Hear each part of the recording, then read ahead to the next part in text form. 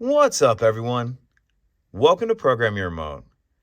Today we're going to take a look at how to change the cabin air filter in a 2020 Mazda CX-9. Like I said, I'm going to be working on a 2020 Mazda CX-9 in this video, but it will be the same on a few different years. So the cabin air filter on our CX-9 is going to be located behind the glove box. In order to get to it, we need to open the glove box.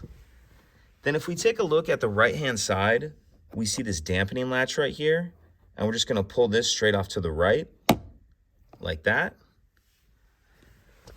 Once we have that dampening latch unhooked, what we're going to do is push in on both sides of the glove box at the same time, and it's going to allow it to clear these two stops, and then the glove box will come down.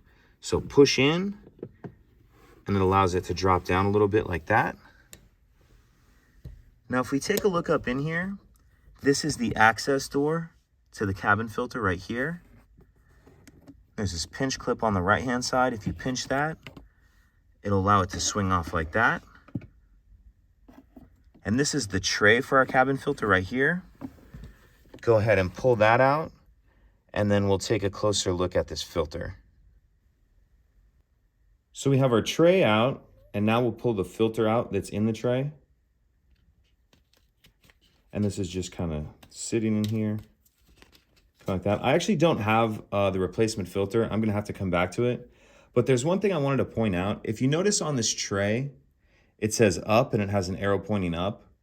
If you have a OEM style filter, the filter may say the exact same thing, just an arrow pointing up and say up.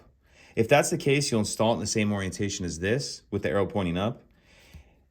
Your filter may, though, it may look like this. If you can see here, it says airflow and has an arrow pointing down.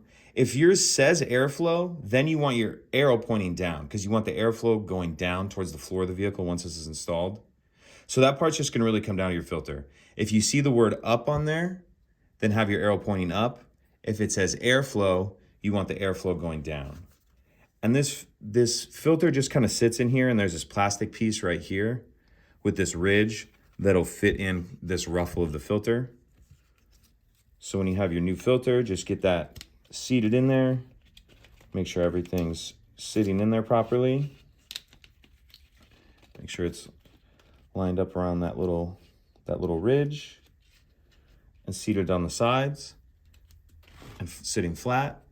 And again, I know I'm using a dirty filter here, but once you have your new clean filter installed in the tray, we'll take a look at how to reinstall this tray.